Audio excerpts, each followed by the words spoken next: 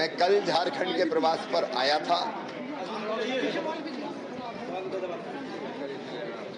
और मुझे कहते हुए बहुत आनंद और प्रसन्नता है कि इस बार हमने हमारे वो कार्यकर्ता जो दिन और रात परिश्रम करते हैं और पार्टी को जिताते हैं, हमने तय किया कि उन कार्यकर्ताओं से मिलेंगे। कल मैं अपने एक बूथ अध्यक्ष के घर गया, वहां कार्यकर्ताओं के साथ मिला। मंडल अध्यक्ष जी के यहाँ गया, वहां कार्यकर्ताओं को सम्मानित किया और वो क्रम आज भी जारी रहा। मुझे कहते हुए प्रसन्नता है कि भारतीय जनता पार्टी का कार्यकर्ता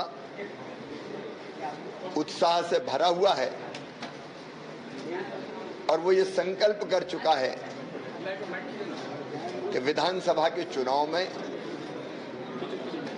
रिकॉर्ड बहुमत से भारतीय जनता पार्टी की सरकार बनानी है। आज मैं जनता के बीच भी गया, तकलीफ है कि ये गठबंधन की सरकार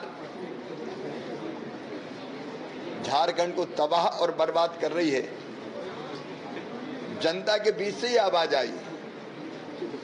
जब मैं प्रधानमंत्री आवास का निरीक्षण करने गया तो बहनों ने कहा कि बाकी ठीक है लेकिन बालू नहीं मिल रही है, और मिल रही है तो रेट कई गुना ज्यादा है। तुलनात्मक दृष्टि से कई गुना ज्यादा बालू के रेट हैं और रेत लूटने का काम ये गठबंधन की सरकार के नेता कर रहे हैं। जनता परेशान है। जनता के बीच से ही मुझे बताया कि 6-6 महीने से पेंशन नहीं मिली लोगों को। पेंशन के लिए लोग परेशान हैं। एक तरफ झूठे वादे और घोषणाएं और दूसरी तरफ जनता का हाहाकार। पीने के पानी के लिए जल जीवन मिशन यहां आया, प्रधानमंत्री जी ने पैसे भेजे, लेकिन गांव में उन पर ठीक से काम ही नहीं हुआ और जनता को पीने का पानी नहीं मिला। बिजली की हालत यह है कि आती कम में जाती ज्यादा है। बिजली नहीं आती, बिजली के बिल आते हैं और छोटे मोटे नहीं लंबे चौड़े आते हैं। ग्रामीणों ने यह बताया कि 6-6, 7-7 घंटे भी बिजली नहीं मिल रही है। ट्रांसफार्मर बिना लिए दिए बदले नहीं जाते और कोई भी काम हो इस सरकार में बिना पैसा लिए दिए नहीं होता। हर चीज के लगभग रेट फिक्स हो गए हैं। जनता त्रस्त है, परेशान है और चारों तरफ भ्रष्टाचार का राज है। और इसलिए भारतीय जनता पार्टी ने ये तय किया है कि जनता के मुद्दों को पूरी प्रखरता के साथ उठाएंगे। नौजवान मिले, पेपर लीक की बात करते हैं। कहां लाखों को रोजगार का वादा और कहां एक को रोजगार नहीं मिला।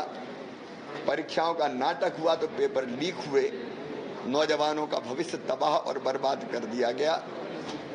और इसलिए जहां देखें अराजकता है, अपराध है, भ्रष्टाचार है। पार्टी अपना आरोप पत्र तैयार करने जा रही है और जल्दी उसमें सब बातें विस्तार के साथ आएगी।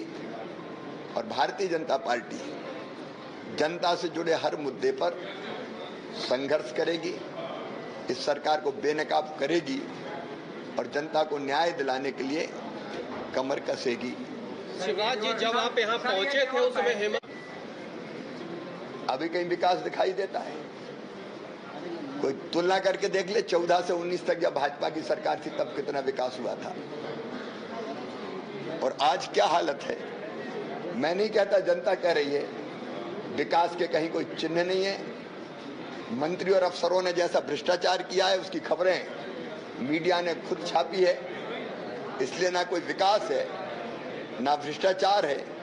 ये ड्राइविंग सीट केवल एक्सीडेंट करने के लिए है, जिसमें बर्बाद होती है तो केवल जनता होती है। सर, ये बैठकों का दौर आप लोग का प्रारंभ रहेगा या जो मुद्दे हैं उस पर चरणबद्ध आंदोलन की भी जरूरत है? मेरे प्रिय मित्र, हम केवल बैठक नहीं कर रहे। बैठक में तभी 1 घंटा आए हैं, बाकी केवल जनता के बीच रहे हैं, जिसमें मीडिया के मित्र भी हमारे साथ थे। बाकी रूपरेखा पार्टी ने बैठ के चर्चा की है, बनाई है। अभी हमारे कल से विधानसभा क्षेत्रों के सम्मेलन प्रारंभ हो रहे हैं, जिनमें हम अपने कार्यकर्ताओं को सम्मानित भी करेंगे, और उसके बाद युवा मोर्चा, महिला मोर्चे के आंदोलन तय हो रहे हैं, जिसकी तिथियां भी लगभग तय हो गई है। आपके सामने प्रदेश अध्यक्ष उपयुक्त अवसर पर आपको बताएंगे। शिवराज जी, सरकार के लोग के नाम की घोषणा। एमिटी यूनिवर्सिटी का पटना और रांची कैंपस पिछले कई सालों से लगातार शिक्षा के क्षेत्र में अनमैच्ड एक्सीलेंस प्रदान कर रही है।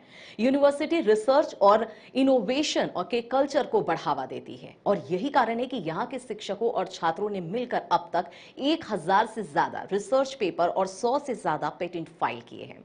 26 से अधिक पेटेंट पब्लिश्ड हुए हैं और 3 पेटेंट ग्रांट भी हो चुके हैं। और यही नहीं, यहाँ के फैकल्टीज और स्टूडेंट्स 100 से अधिक किताबें पब्लिश भी कर चुके हैं। यूनिवर्सिटी के दोनों ही कैंपस में स्टूडेंट्स को कॉर्पोरेट प्लेसमेंट प्रोसेस को क्रैक करने के लिए ट्रेनिंग दी जाती है, और इसलिए एमिटी यूनिवर्सिटी अपनी स्थापना से ही देश विदेश के कई जानी मानी मल्टीनेशनल कंपनीज जैसे अमेजॉन, एक्सेंचर, जेपी मॉर्गन और GPT, TCS, Wipro, ITC, federal bank, Hindustan Unilever जैसे 180 रेप्यूटेड कंपनीज के लिए रिक्रूटमेंट की प्रेफर्ड चॉइस बन गया है। यही वजह है कि आयुष कुमार को जेपीटी कंपनी लिमिटेड में 24 लाख, जान निशार अख्तर को अमेजॉन से 30 लाख और देव नरूला को ह्यूमन होल्डिंग कंपनी लिमिटेड से 44 लाख 50 हजार का पैकेज मिला है। वहीं सुमन गुप्ता को पालो ऑल्टो में मिले 47 लाख के हाईएस्ट पैकेजेस से यूनिवर्सिटी ने बिहार और झारखंड में एक नया रिकॉर्ड कायम किया है।